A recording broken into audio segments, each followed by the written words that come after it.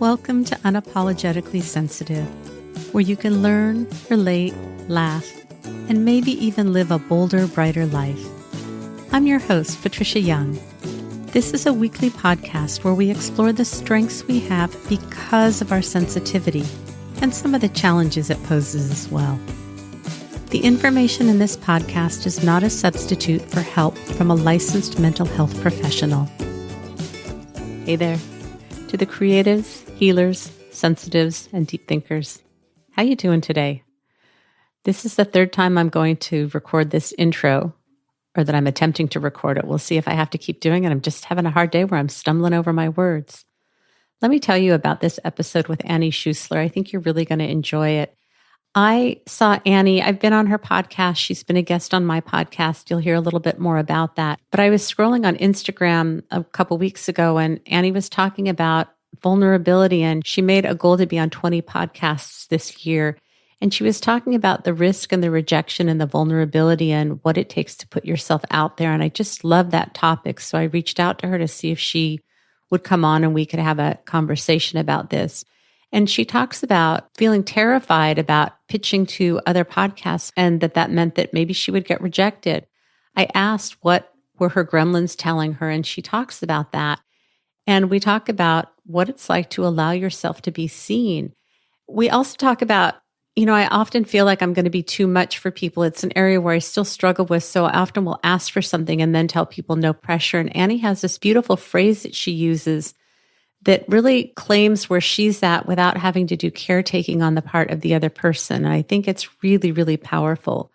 We start out the episode just kind of doing a check-in about how we've been during this pandemic and what things have been really helpful for us during this time and what we've done to manage. And as we get into talking about our stress responses when things are challenging, the fears of abandonment, wanting to kind of give up sometimes, we just have a really honest conversation. And then we also talk about what it takes as a podcaster when people reach out to us to be guests, kind of how that whole process goes. And then we take a little bit of a side trip into Annie talks about her wife and being queer. And I was really curious to know what her definition of queer is. And so we talk a little bit about that and having marginalized groups on our podcast and how do we do more diversity and just be more sensitive. I think that this is a great episode. I always enjoy talking to Annie because she has such a sweet, soft, empowered way of sharing her truth. And I just really appreciate that about her. She talks about some resources, which will all be in the show notes at unapologeticallysensitive.com. Just go to the podcast tab and scroll down and find Annie's episode and click on it. And down in the show notes, you can find it. I talk about being on TikTok. If you happen to be on TikTok, I would love to have you follow, like, subscribe, interact. I tell you about my huge following on TikTok, note sarcasm. You can find me on TikTok at HSP Podcast, and there is a link to that in the show notes.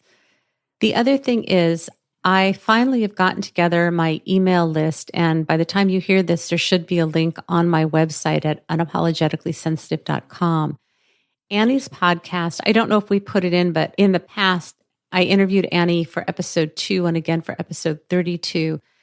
Hers was one of the most downloaded episodes. I just had Melissa, who helps me with my business stuff, find the top 10 most downloaded episodes. And if you want to get a list of what those are, you can go to my website, click on the freebie. We haven't set it up yet, but to get the most popular 10 episodes, then you'll have an option to sign up for my email list. Actually, I think when you click on it, it signs you up for the email list. And if you don't want to be on the email list, just unsubscribe. But I'm finally getting it together where I've got an email list so I can stay in touch with y'all if you want. Let me tell you a little bit about Annie. Annie Schuessler is a business coach and the host of Rebel Therapist podcast. She's been a business coach for therapists, healers, and coaches for over 10 years. With her Rebel Therapist programs, she helps entrepreneurs make their biggest impact. You can find her resources at rebeltherapist.me. I think you're really going to enjoy this. And now, on to the show. Hey, Annie, welcome. Thank you, Patricia.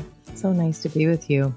I know, I'm really excited. Your episode, I think it's the second episode and it's called You're Not Fragile, You're Very Strong, which was a quote from that episode. Did you know that? No, I love that. I said that? When I had asked, what would you want to tell your younger self? Ah, yes. And it's one of the most downloaded episodes. And so if you are a listener and you're new to the podcast, it's episode 2. And then I repurposed it for episode 32, the best of the podcast, because that really resonated with people. So thank you. Thanks, Patricia. Yeah. Any thoughts about that, just since we're talking about it? You didn't know we were going to be talking about it?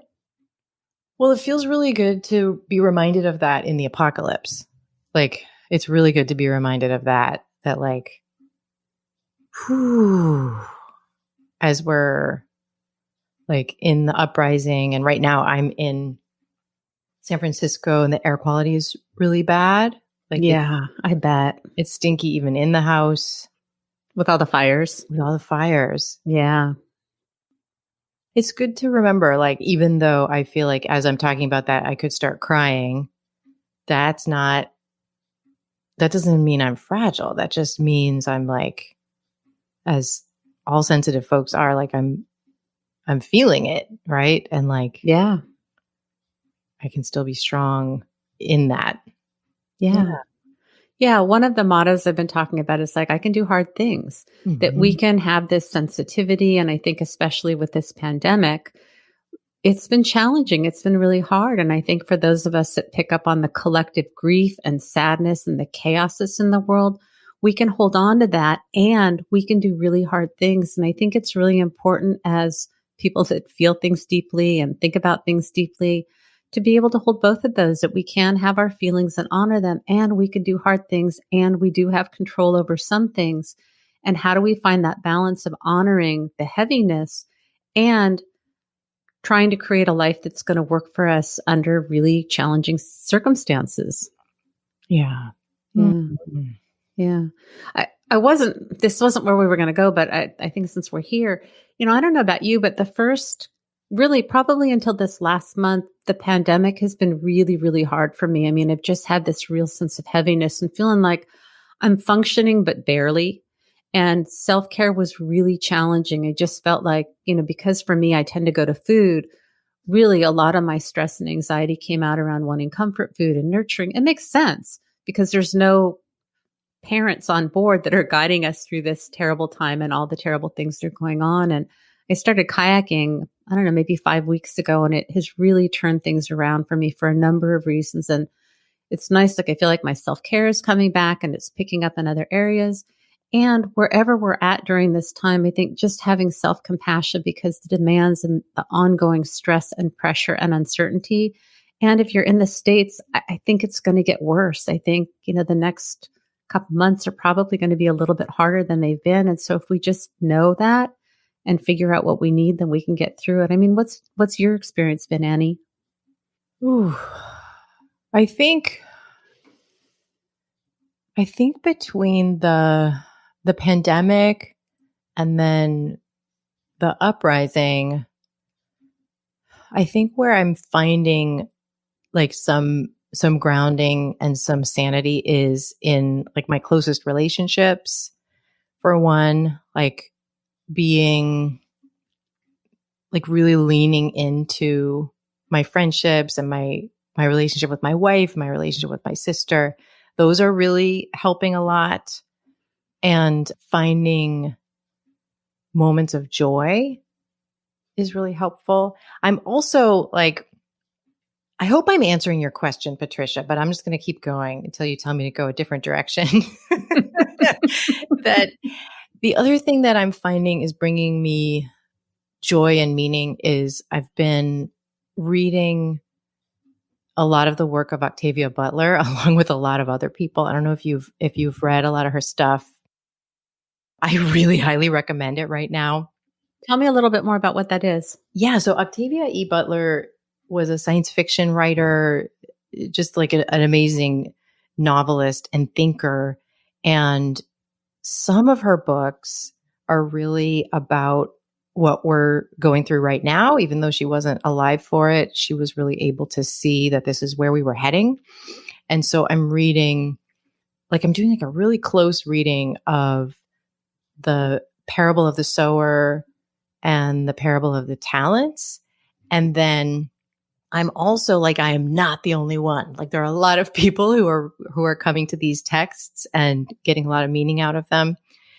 And there's more than one podcast right now, but there's one podcast I'm listening to called Octavia's Parables, where Adrienne Marie Brown and Toshi Regan are going through each chapter of those books and doing this really deep dive where they're asking questions of the listener, like think about these things and ask yourself these questions. And I'm finding that really grounding and helpful. And then I just asked my mother and my sister if they would do a study group with me where we get together and we go through the books chapter by chapter. And we also answer the questions that they're raising in this podcast and go through it. So this is a unique time, and that's not the kind of thing that I would usually initiate, but I'm seeing like that's the kind of thing I need right now to make meaning in this really painful time, to find joy and to make meaning at the same time. Yeah, definitely. I love what you said too, that my connection with the people in my support system has just gotten me through this whole time, having other people that are deep thinkers that I can just be really honest and candid about what's going on and not needing to withdraw. And I don't think I even realized that in the past, when things got hard, I would withdraw and go into my cave. And if that's something you're doing, it's fine.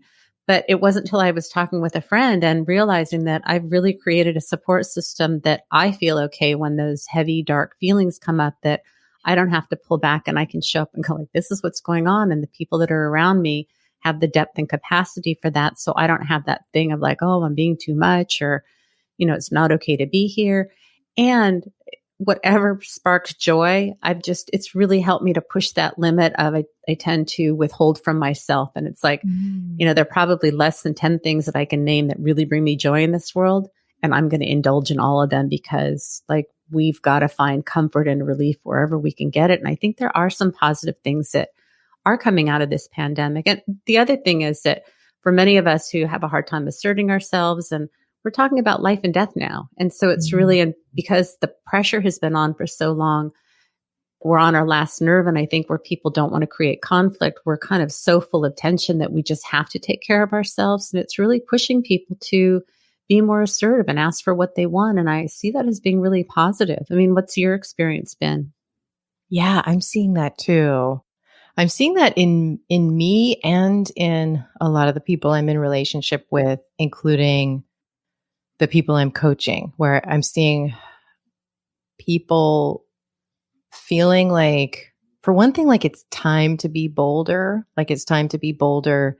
now instead of kind of waiting like, oh, well, once I've done this and once I've taken that course and once I've gotten that certification and once I'm 45 or 50 or 60, then I'll do this bolder thing. And I'm seeing a lot of people saying to me like, well, I thought I was going to do this 5 years from now, but I'm going to do it now. Like whatever that thing is.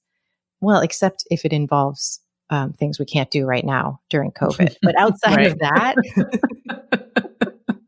travel, gatherings. Exactly. Yeah. Yeah, exactly. I think that's so important. That really kind of leads us into what we're going to talk about today. I saw a video that you did on Instagram about being bold and courageous and taking risks. And that really resonated with me, which is why I reached out and asked if you'd be back on the podcast. So can you talk a little bit about what that was about and where you're at in your process? And then we'll kind of dive into that. Yeah. So the thing that brought it up for me was doing what I'm thinking of as kind of a podcast tour where I'm being a guest on podcasts. This year, it was my goal in 2020 to be on at least 20 podcasts. And in order to do that, I figured, okay, I'm going to need to pitch to probably twice as many. And the whole reason for it is to get to, introduce more people to my podcast, to my work. But then, so that's like the business reason for it. But then the rewards of it are so much bigger than that in terms of getting to have conversations, getting to think in new ways and connect with people I've never met before. And kind of, it always feels like a friendship to me, even if it isn't someone who I usually talk to, it feels like a friendship. It has like a lot of meaning for me. So I was excited about that. I didn't realize how fun it would be, but I was excited about it. But I also was terrified because pitching myself means getting rejected, and pitching myself a whole lot means really getting rejected.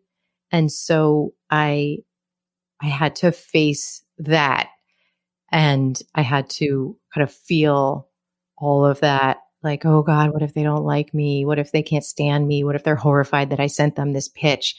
All that stuff that when it's someone else who I'm helping to do something like pitch a podcast, I know that stuff is usually pretty ridiculous, that no one's thinking bad things about you, or if they are, that's really their stuff and, you'll be fine. But when it's you doing it, it's actually scary at first. Yeah, it is. What were some of the, what I call gremlins that came up in your head? I mean, you've sort of named some of them, but what were the things that came up that prevented you from, that go on before you do that thing? Yeah, it was an interesting one. It was like one of the gremlins was this, it had this whole thing ready for me that I didn't know, that was a story of, well, this person you're going to pitch is aware of you and they don't like you.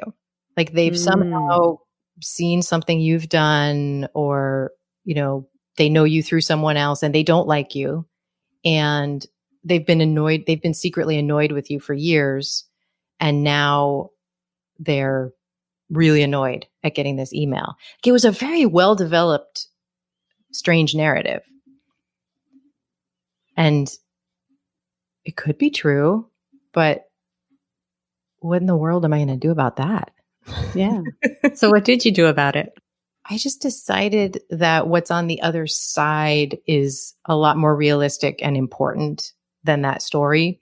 That if that was the case, that I wasn't going to be on their show anyway, and that wouldn't be good for them or for me. And that the only way for me to find out would really be to press send and to put together a thoughtful pitch and then press send.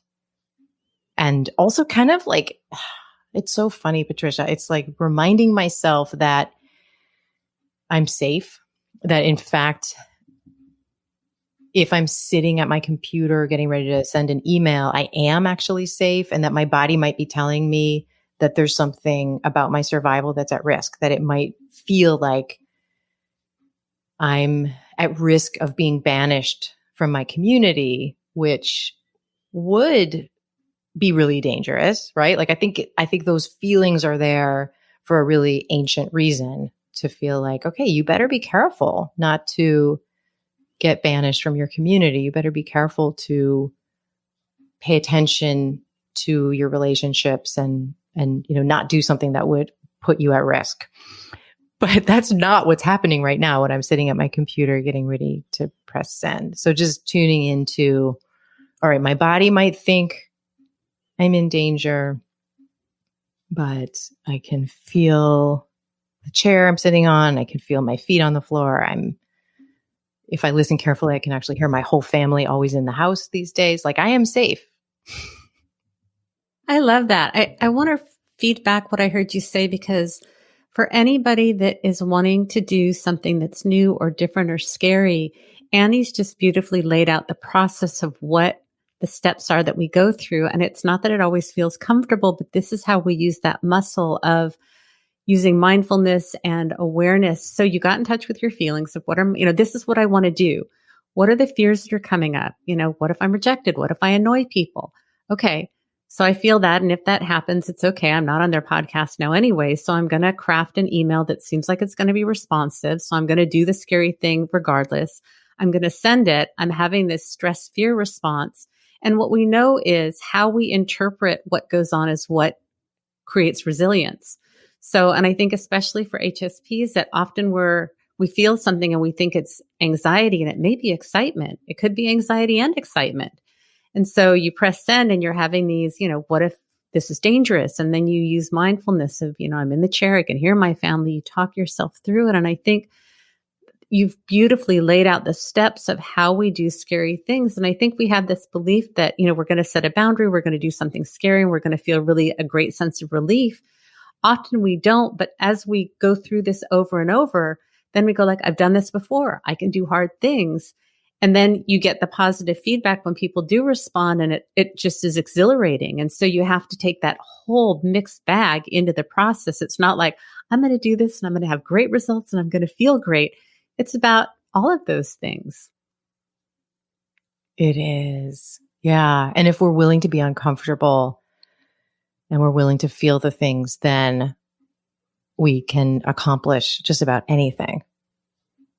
Yeah. So what are some of the tools that you've used since then? So did you get emails back that said, no, thank you? Did you get no response? Did you get positive responses? Can you keep walking us through the process and what that was like? Yeah. One lovely thing has been, like you just gave this example where I hadn't pitched you and you reached out to me because I was talking about this process. So that's been one beautiful thing to happen, is I've actually been invited sometimes when I didn't pitch first. The other thing that's happened is some people haven't written back at all. I haven't actually had people write back and say no, which would be fine if they did. And in fact, when people pitch me, I try to always write back yes or no, and just kind of explain why it's a no, if it's a no. Mm-hmm. It isn't a big deal to not have someone write me back, strangely enough, even though that was the fear and there was that gremlin I described with this whole story. I'm not actually making that meaning of it when I don't hear back from someone. I'm just assuming that I'm not at the top of their to-do list. Another funny thing that happened was there were a couple of times when I reached out to people and I didn't hear back. And then I thought, I'll reach back out again, because I actually think that's important. That's an important part of this process, is to reach out again, because we're not at the top of other people's to-do lists. And when I went to do that, I found, this person actually did write me back, and I lost their email went to my spam folder. So at least I think twice this has happened where someone actually did write me back and I had to go look for it to find that out. And then some people have written back and just said, yeah, that would be great. When can you come on? And I've found that it's been nothing terrible has happened, Patricia, like nothing terrible from this. Right. And what I tell my clients when we walk through this is, we have this neural pathway, our narrative of our history of, I can't do scary things, terrible things happen. And so if you were a client of mine, I would say, now, what are you going to do to make a really big mental note so that you create a new neural pathway, that you did something different and you're having a different outcome? Because I feel like I'm preaching to the coach, so that's not my intention. But for the sake of examples, that if you don't make that mental note that you had a positive outcome, the next time you want to do something, you're going to go down that I can't do it, bad things happen. This is how we create new neural pathways, is by consciously noting that the story has changed, the outcome is different. Yes. I love that. What would you do to kind of strengthen that neural pathway? I think the more we retell the story, well, for me, because I'm a verbal processor, that's what works for me. I think if you're a journaler, then you journal. I would have people write it and put a little thing. I can ask for what I want. I got what I wanted. I asked for this. This turned out. That we just need to really create new neural pathways by, this is not my area of expertise. So if you happen to be an expert and you have another way of doing this, please let me know. But the more that we reinforce that there's a new story, a new narrative that we're creating, or if we have a new situation, and we're having that sense of, we go like, I'm really anxious. It's like, is it anxiety or is it excitement or is it both? That again, learning to be mindful with our symptoms, because I think that we tend to often go to the worst place scenario. I think it's just how we're wired. Yes. And when that happens, to go like, okay, so I'm in the worst case scenario. Now what do I need to do to pull back and use mindfulness to kind of re-challenge what that is. And I'm trying to think, it just happened to me and I can't remember what it was, but I just go to the worst case. Like before I can even have any conscious thought, that's just where my brain goes. And to go like, okay, isn't that interesting? Now let's pull it back to center. Yeah. I love that. I thought of something just as you were saying that I recently heard this idea, probably not for the first time, but it really just resonated with me. This idea that like if as an HSP, we've got this really finely tuned instrument of perceiving other people's feelings, perceiving what's going on with other people, mind mapping people, and kind of imagining what could be going on for someone else. And that just like any really finely tuned machine, it's going to take in too much sometimes. It's going to like over function and it's going to pick up sometimes on things that are, it's going to misinterpret things sometimes as like, okay, you're not filtering out as much as maybe some folks filter out. So that's okay. But it's also really good to know like your machinery is really finely tuned and you're really likely to be sensitive to things that you do need to be and sensitive to things that you don't need to be. And like just to know that. And so, yeah, for me, that would be also knowing I may over worry about asking for too much or about, somebody feeling pressured or burdened or annoyed or any of those things. Yeah, I definitely think that wound of too much and people feeling pressured. And I probably overwork it when I ask for things. I often will say no pressure, feel free to say no, because of that fear of people not doing that and then getting annoyed and because they don't have the skill. I mean, I think it's really more about the concern that they don't have the skill and I don't want them to do something that they don't want to because then that feels yucky for me. I mean, I get that I'm caretaking. I totally own that 100%, but I think that's really common for many of us. Yeah.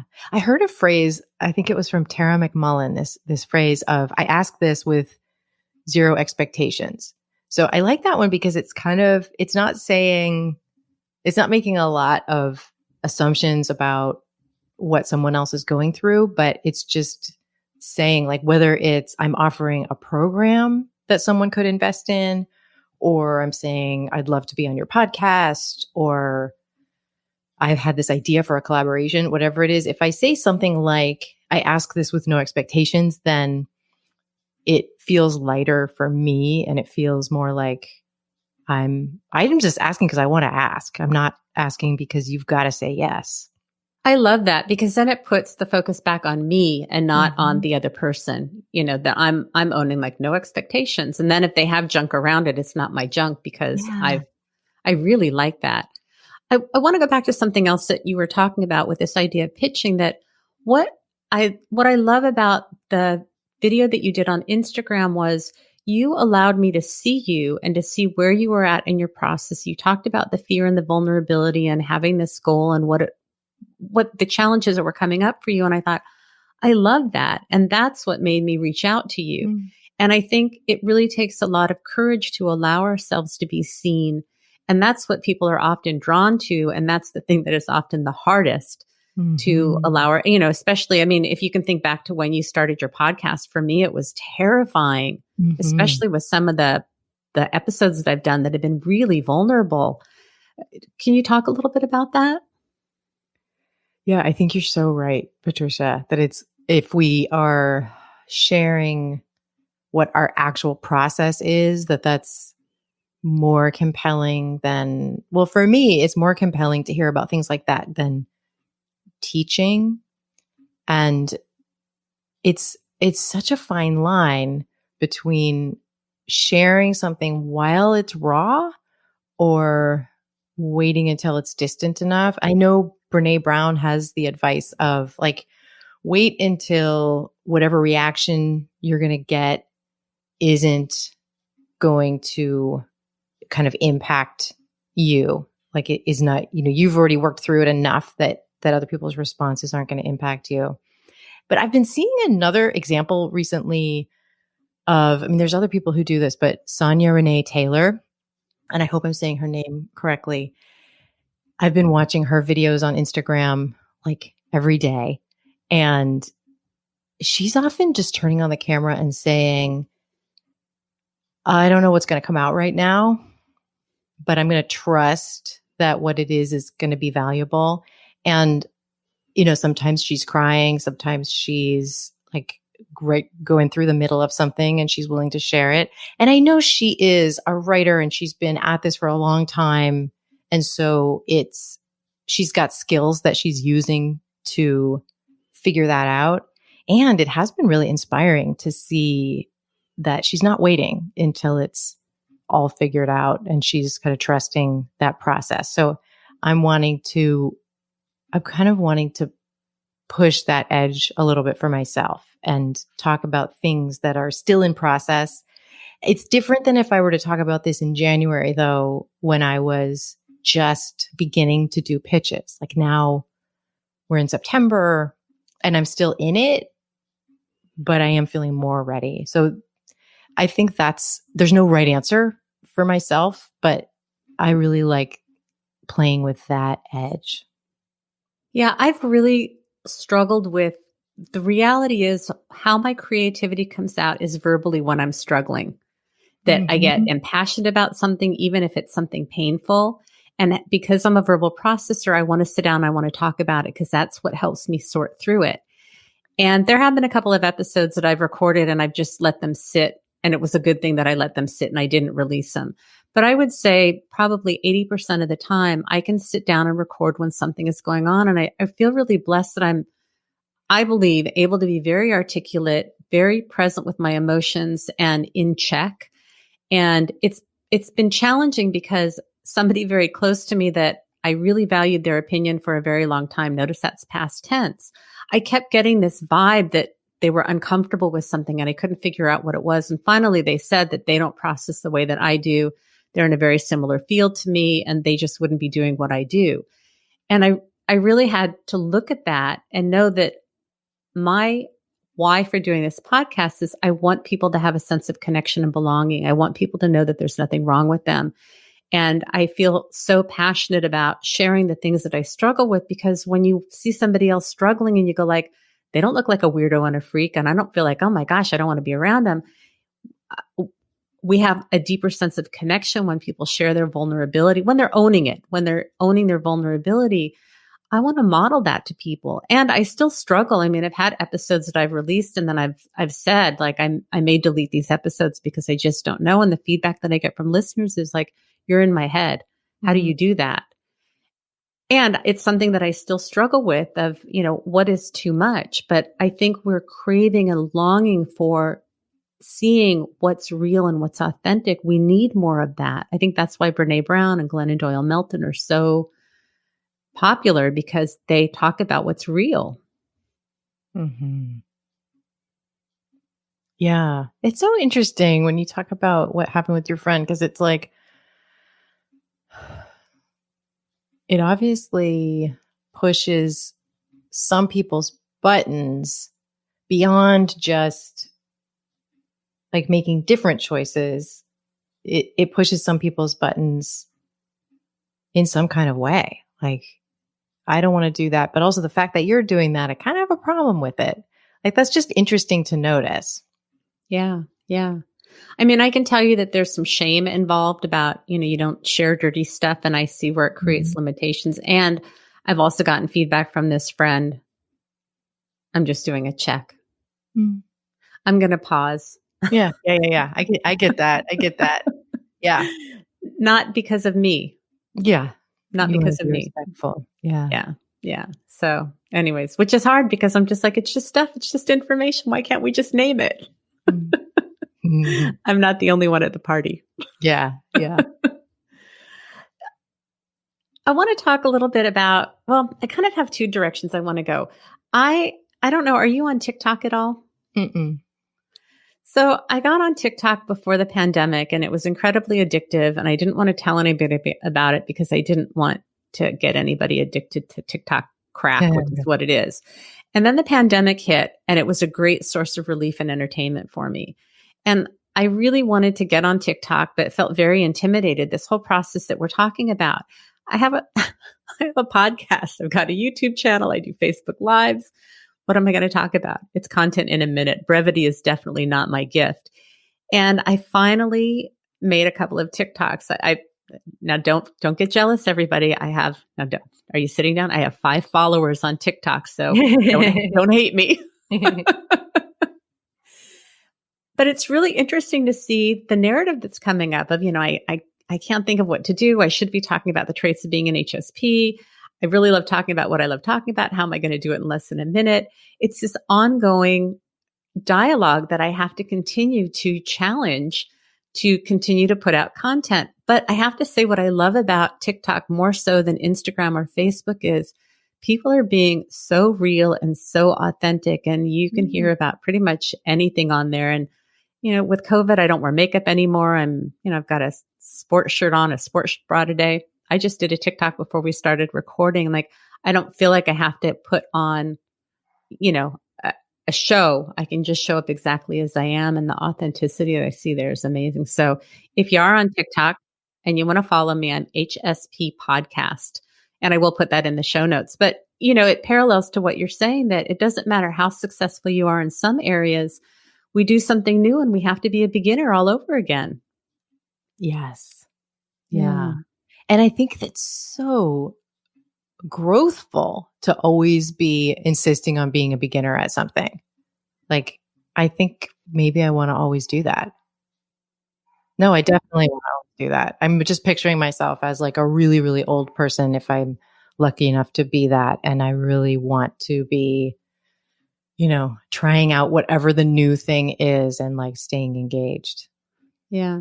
If I look at it in terms of learning, I love learning new information. I think this is, I'm curious to ask you, do you find that many things come very easily to you, or at least early on they did? And so then if you had to do something that was a little more challenging, it was a little harder because it didn't come quite as easily? Sort of. I mean, I was never one of those gifted kids. My sister was like, where I wasn't like the kid who was identified as like the smartest kid in the class or anything like that. But I always felt like I could do stuff. Like I could teach myself stuff. I could learn really independently, pretty much whatever I felt interested in learning. And I definitely got into that cycle of if someone said, "Oh, you did that all by yourself? Like you learned how to do that all by yourself?" That I was like, okay, good. I'm on the right track. And the idea of something being hard or something being a thing that I would really need help in order to learn, those are more uncomfortable for me. Like I find that really growthful and really challenging to like need a teacher, need guidance. And it's really good for me when I do it. Yeah. I found that some things came really easily, and then if they were hard, I didn't know. I thought everything was supposed to be easy, and so I'd give up. And I saw this in one of my kids too, that certain things came very easy. And I think we really do our kids a disservice when we don't work with them to build that muscle of you're a beginner. You're not supposed to know what you're doing. And like you, I really prefer someone to sit with me and show me how to do something. I have a feeling it has to do with co-regulation. Mm. And it's funny, I have a business coach because she knows me well enough. She's like, we can just sit together while you do this, because she knows that she really helps me co-regulate. I got an Instapot and I posted in my group about, hey, how are you guys using your Instapot? And people sent me to websites and like, I don't want to go to a website. I can do that. And that's not what I want. And so my son's girlfriend, they're staying for a couple of days. And so she sent some recipes. So we made something in the Instapot last night. We're going to do it tonight. And I thought, that really works for me. The buddy system really, really works for me, that I can do some things very independently and some things like just having a buddy really, really works. And for me to not have shame in that, because I kind of want to have shame. That's why the kayaking is working. I have somebody that I go and I meet. And if I had my own kayak, the chances are I would not get in the kayak and go, it's too wet, it's too cold, it's too hot, I'll do it later. So, the buddy system is really, really an effective tool for me. And I'm really working on just embracing that instead of having like the narrative could be, I'm not independent enough. I'm too needy. I'm dependent. It's like, hey, if it works, it works. Absolutely. Wait, hold on, Patricia. I'm so sorry. My dog is barking. I'm sure you can hear that. I can't. Oh, you can't? Okay. I'm going to just grab him and then I'll be more present. I hope it's okay Sure. for you to edit this part Yeah. out. Okay. Yeah. Okay. Here he is. And now he's not going to bark anymore because he needed to be co-regulated. Where is he? I don't see him. He's right here. Aw, mine's on my lap too. Oh. But I'm not going to pick her up because then she'll wake up and she's resting quietly. We take off her collar before I record and I tell her, let's go make a podcast. Yeah. Yeah. Where's a good place to go from here? I feel like there's probably some good stuff to touch on, but I don't know what it is. So what's important for you to talk about? Okay, I guess. I mean, one thing we could talk about is like where identity intersects with getting rejected. Yeah. I could talk about that for sure. I love that. Where does identity intersect with getting rejected? Well, for me, it's around queerness. Like it's around being really queer and being really open about that. And so let's say if I pitch myself to someone who I don't already know really well, and I have some reasons to think like maybe they're coming from a really different life experience from me, like, and maybe they're conservative. Maybe, and this is all like me not knowing this stuff, but it can keep going in my head. Like maybe they don't like queer people. Mm-hmm. And even just by looking at my photo these days, they're going to just, figure out that I'm queer. Or if they look at my bio, they're going to figure out that I'm queer and they're not going to write me back. And it's going to be, because I'm a big old dyke. And so just like with the other gremlin stuff, like there's a grain of truth to that. Like that has definitely happened. That could happen. That happens to people all the time with different identities. And so then I feel like I do this work with myself I have zero control over that, except for, trying to hide my queerness, which that is a privilege that I could do that with my identity. But what I do with that is just really open myself up to the queer people in my life and to lean into the love that I have coming at me in my life and to just remind myself that it's worth it. Mm-hmm. And then when someone who, like, let's say if somebody reaches out and says, yeah, sure, I'd love to have you on the show, then to also like not in any way shrink, but to really just assume I can be my whole full self and it's going to be the right way to go. Even if that isn't what they want, like I'm going to be more human and more able to connect and more able to use like my whole instrument if I'm freely like talking about my wife, talking about the things I care about, that I'm going to make a more authentic connection, like with the host and with the listeners, than if I show up kind of half there and half careful. So that's been, that's just been a good part of this journey. Yeah. So have you had an experience where you've gotten to know, and whether it's implicit or explicit, and for whatever reason you go back to that narrative of it's because I'm queer, then what do you do with that? That's funny. No, I haven't even had it. When I look back at, like, I've done about 15 pitches this year and I haven't attributed any of it to homophobia. It's more, I did have an experience once where someone didn't publish my episode after we recorded it. And in the episode, as usually comes up, I mentioned my wife. And I thought, oh, I wonder if they're not going to publish it. And so after a couple months, I just wrote to them and said, hey, like, I'm just wondering, because I'll promote it when it comes out. I'm just wondering if the episode's coming out. And they just wrote back saying, yep, it's coming out. Like, it's just, I was far ahead of schedule. So no, nothing like that has actually happened. So did it actually come out? Mm-hmm. Yeah. Oh, okay. Okay. Yeah. It's funny. My head was like going down another path. So I'm like, oh, it came out. Oh, that was unexpected. Well, it's interesting because my narrative is, because I have asked, especially when I started, I asked a number of colleagues who I consider to be prominent in the field of HSP to be on the podcast, and they all declined. Mm. The narrative that I have, and I think there's some truth in this, is that I want people to be authentic and share the things that they struggle with. And that's not really in alignment with how these people show up.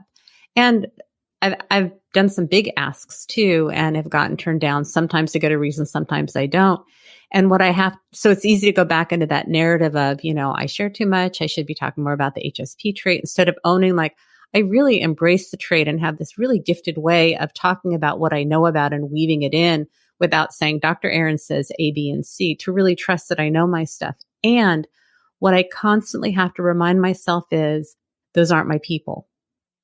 My job is to show up and be me, and the people that are going to be attracted to me are going to be attracted to me. And I think that wounded part of us, it's really easy to get focused on the no's and the rejection. And then really, if we have intense feelings, then the brain wants to make up a story. And so that's when we pull on those narratives of it's because this, that, that. And I really just try and gently and lovingly direct myself back to, those aren't my people. Those just aren't my people. And not everybody's going to love what I have to offer. And I don't really love what everybody else has to offer. But because of that, what we talked about earlier of like, should I be sharing? Should I not be sharing? I really have to be mindful about how I honor what I know is right for me for today. It could change tomorrow. Mm-hmm. Yeah. And you're doing a different kind of show, right? You're doing a show, like you said, where you're processing things more in real time. You're not talking about those things. You're really doing a deeper dive. And so, yeah, I love it that you're holding to that vision more than whatever name you could get. Yeah. That's so much more powerful. Yeah, it is. And when I can do that, I just feel really good about what I'm doing. And I have days where I fall into that poor me, woe me, how come, blah, blah, blah. That's just natural. That's part of the thing. And it's just part of the process. I have a question for you. How do you define queer? What does queer mean to you? For me, it's an umbrella term that means pretty much the whole alphabet of LGBTQIA+. And then for me personally, it means like pan, used to be known as bi, but pan, so that it includes like all genders. I'm only with one person, but in my identity and my sexuality, I could have been with or could be with any gender. There's a trash truck outside, and I'm not going to be able to remove that. So I'm just letting the listener know it's trash day. Thursdays are trash day. Welcome to the neighborhood. What is the I and the A in LGBTQIA? The way I'm using it, it's intersex, asexual, but I know there are other words that it can mean too. And then that's why the plus, because there's just so many other words that could go in there. And I hope we get the whole alphabet at some point. So, yeah. Thank you for sharing that. And, I just want to own that this is the second interview that we've done. You've talked about your wife, and and you're going to have to give me the right term because I'm just not good at it. I did that. It's the same thing with like, I don't see color. I don't, I think what I did with you is like, I don't see differences in sexuality, which is really discrediting. And so I want to apologize to you for that. My show it's about being an HSP. And so whether I acknowledge it or not I don't know. I feel like I'm digging myself into a hole. And I just want to name that I really haven't responded and honored that. And so thank you. And if you have a response, please feel free to respond. Oh, thank you. I haven't felt that way. I feel like when I have folks on my podcast who have any kind of marginalized identity, I don't personally, I don't highlight that identity. I let them highlight it, and if they want to. Yeah. And so I feel like for me, it's about, so as a host, so I'm like putting myself in your shoes, it's more about like trying to have folks with different identities on more than necessarily talking about their identities unless they decide to, because it feels like if I do that, then I'm kind of asking people to come on and educate us, Right. as opposed to like having conversations where it's going to be so much more kind of full and interesting, and really provide something for lots of different listeners if I just have a huge variety of folks on. So, yeah. Yeah. I'm really seeing how much of my racism and I don't know what is the word for, because it's not homophobic, it's cis privilege. Yeah. I mean, I don't know what it is. Like hetero. Yeah. It's like the lack of diversity that I've had on the podcast. And it's interesting. I created a survey for the listeners. And so I'm getting a sense of who's listening because I want to make sure that I am reaching people. And I probably because of who I've had on as guests, I have a very similar demographic to who I am. And so part of me has been fearful that it's going to turn off people. And I'm really getting to the point that I just want to have more diversity and give people a voice. And if it turns people off, then that's not what my intention is. And how do I do that and still keep in alignment with what the intention of the podcast is? And just trying to navigate all that, especially through the uncertain times and everything that's going on right now. Yeah. Yeah.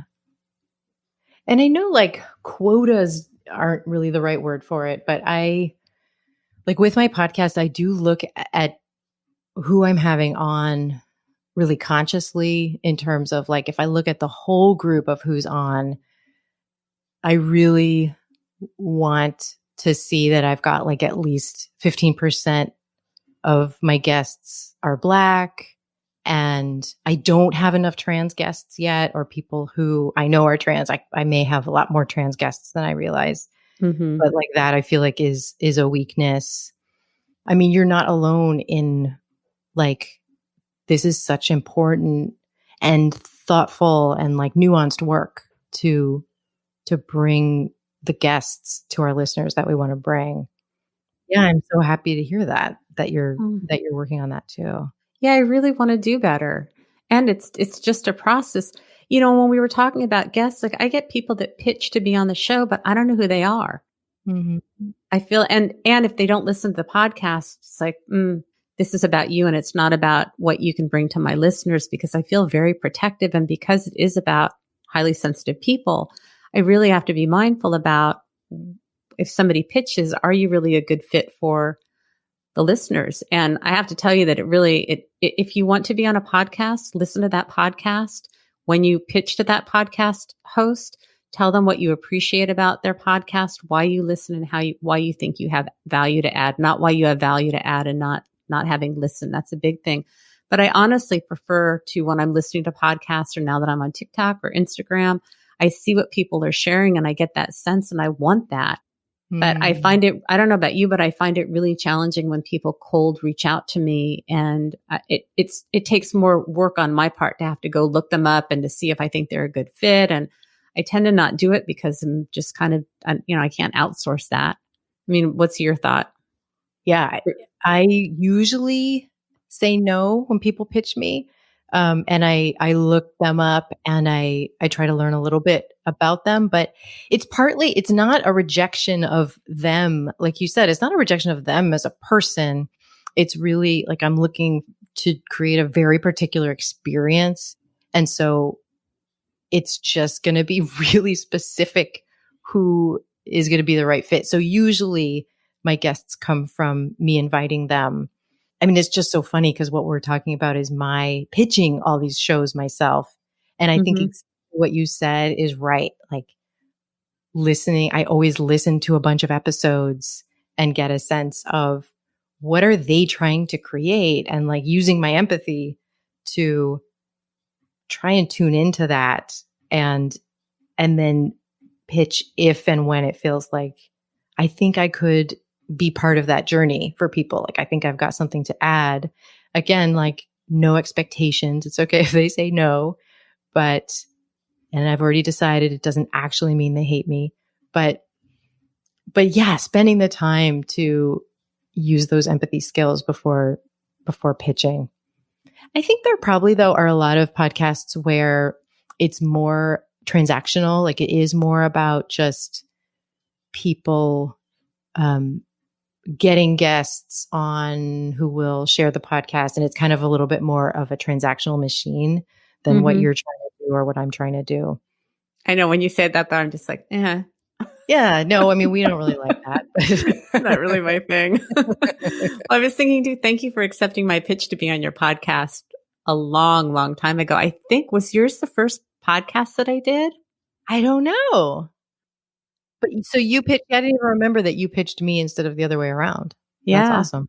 Yeah, I pitched you. And then I remember feeling absolutely nauseous after doing it. Like, the vulnerability was just, oh my gosh. I mean, initially when I first started being a guest on podcasts, I was close to throwing up afterwards. That's what the vulnerability would show up like for me. Oh God. Yeah, me too. Yeah. It was so hard in the beginning.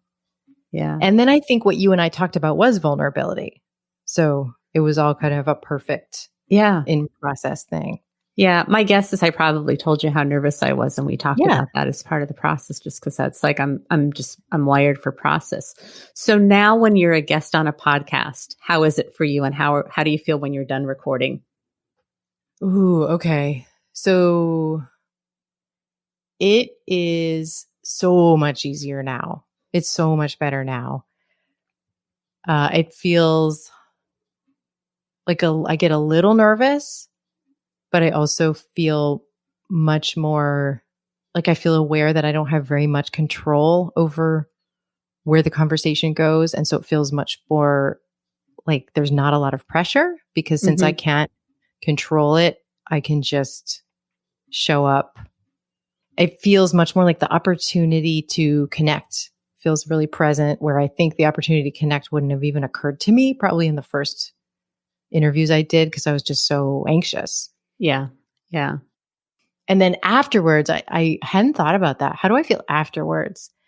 I feel okay. I feel like usually a little buzzing, like I've just been up at a little higher energy level. And then I'm suddenly like, where do I put this energy now? Because then, like, after you and I hang up, then I'll just be sitting here by myself with my dog, and I'll be like, oh, that happened. So I need a moment to like land after that. Yeah. What about you? How is it different now? I find it really exhilarating. My guess is COVID has probably changed some of that, but I recorded an episode last week and the week before, and I'm like, I want to do this every day. I really like this. I part of it is that I really have so much passion about sharing about the trait of being an HSP and sharing stories that it just energizes me. And I used to start out when I was a guest on episodes, people would say, how are you? And I'd go like, oh, I'm tired.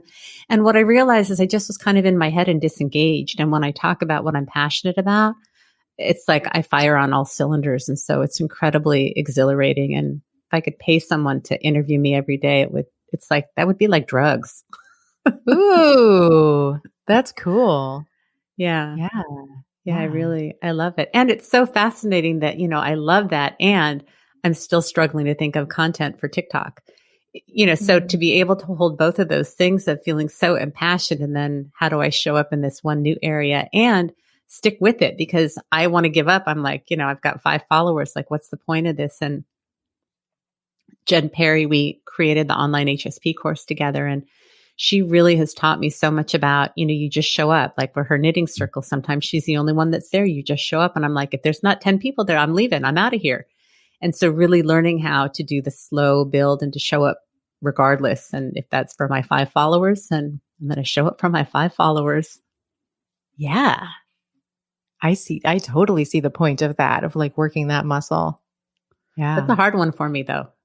I mean, that's really a hard one. I've had these thoughts of like, it's not worth it. It's not worth my time. I don't want to do this. And it's like, I think what I probably need to do is to set a time frame of how long I want to stick with this and how much content I want to put out. And then if I want to reevaluate, then I can reevaluate, but to not give up because like, I don't have enough people. It's not, it's not worth my time, which is the part of me that feels hurt. Like I have this great stuff. Don't you know this? Look at me over here and over here. Yeah, I'm doing a weekly, I think I started it 3 weeks ago. I'm doing a weekly Instagram video, and it's not my forte. Like my forte would definitely be interviewing other people and being in conversations and like live coaching, that kind of thing. Mm-hmm. But just like you, I'm also thinking it is worth it because it's actually, each video is probably going to be 3 minutes or less. And so that's good. That's a good time commitment to be like working a new muscle. Yeah. And I think shorter is better. I really do. I think we have such a short attention span. Except for with podcasts. Except for the podcast. Yeah. I have a feeling if the podcast was 20 or 30 minutes, I don't know if more people would listen. I mean, I'm going to keep doing what I'm doing, but I think people want shorter for the most part. Maybe not HSPs. I don't know. I know we're trying to end, but I want to say something about that if it's okay. Yeah. I think for this podcast, it's not shorter is better. Like I think in general, shorter might be better. Mm-hmm. But I think there's some podcasts where people want to dive in and go deeper. And I think this would be one of those kinds of topics. So I think it just so depends on what you're doing. Yeah. Yeah. Yeah. I mean, I love the conversations that I have. So I'm going to keep doing what I'm doing. It's working. So yeah. Is there anything before we go that we haven't talked about that's important to you? Well, this is probably not what you're expecting me to say, but I just thought of something about those books I was mentioning, The Parable of the Sower and The Parable of the Talents, that I think HSP people would really enjoy. Is that there's in this universe that she's created, there are some people, including the main character, who are sharers, which means that they feel other people's feelings in a really intense way. And so it's a really interesting lens to look at the world through. So there's that. And and then in a more expected way, I have a podcast, and Patricia's on there. You can look for that episode. And and I would love to have you listen to that too. What's your podcast? Rebel Therapist. So it's for coaches, therapists, healers. And tell us about the work that you do and where people can find you. So you can find me at rebeltherapist.me. And I work with coaches and therapists and healers who want to create something that's beyond private practice and where they get to use their gifts and their leadership in creating innovative, different kinds of businesses. Sounds great. And your link for Instagram is also going to be in the show notes. Do you want to tell people what it is? Yeah, it's Annie Schuessler. And if you just look up Rebel Therapist, you'll find it there too. Sounds great. Annie, thank you so much for being here today. This has just been fun. I don't want it to end. Yeah, me neither. Thank you, Patricia. Yeah, thanks for posting on Instagram. Yeah, thank you for watching. That was lucky. Yeah. All right. Have a great day. You too. Bye. Hey again. So I'm curious to know what you thought. How was it taking those detours? I really am wanting to diversify more on the podcast, and I will continue to do that. But I always have you in mind. And is this something that's going to resonate or not resonate, rub you the wrong way? I'm just doing what I feel like I really need to do, but I do have you in mind. What was it from this episode that resonated with you? Is there something that you have been thinking about doing that you haven't done because it feels scary? What's holding you back? If you need some extra support, please feel free to reach out to me. I do online coaching globally. I'm not sure where we'll be with the online HSP courses by the time you hear this. They've been really transformational. If you're interested, you can go to my website at unapologeticallysensitive.com and go to the HSP groups page. There's all kinds of information. If you haven't had a chance to take the survey yet, this is how I'm getting a chance to know you. And there is no obligation. If you want to sign up for my newsletter, you can do that. But when you fill out this survey, it's completely anonymous. It's optional to fill out whatever questions you want. I don't know who you are, but it is really giving me a chance to get to know you. And the information is actually quite fascinating. I love statistics and data. So once I get a large enough sample, I will probably do a bonus episode just giving you feedback about who y'all are and where you live. And I kind of nerd out on this kind of stuff. I will put a link in the show notes for it. Or if you go to my website, there's a tab that says survey, or you can go to the contact me page and scroll down and there's a little button you can press on. It has 17 pages, but that's only because there's a page for each question. And we thought maybe people had up to 8 children. So if you don't have 8 children, then that's 11 pages of just simple questions to answer. If there's anything I can do to support you, it's going to be a challenging time in the world, especially if you're in the United States between now and our next presidential election in 2020. I think if we just know that it may get a little bit crazier, a little bit bumpier, if you need some extra support, see if you can get some support from the people around you. If you need to reach out to me, I'm here to support you. I feel like I say the same thing every week, but we can get through this. We can do hard things. We're collectively experiencing some pretty unprecedented stuff right now, and it's hard for those of us that have tender hearts. We can do it. So on that note, I hope you're taking care of yourself. I hope you're managing and doing well. Remember, sensitivity is nothing to apologize for. It's our superpower. Have a blessed day.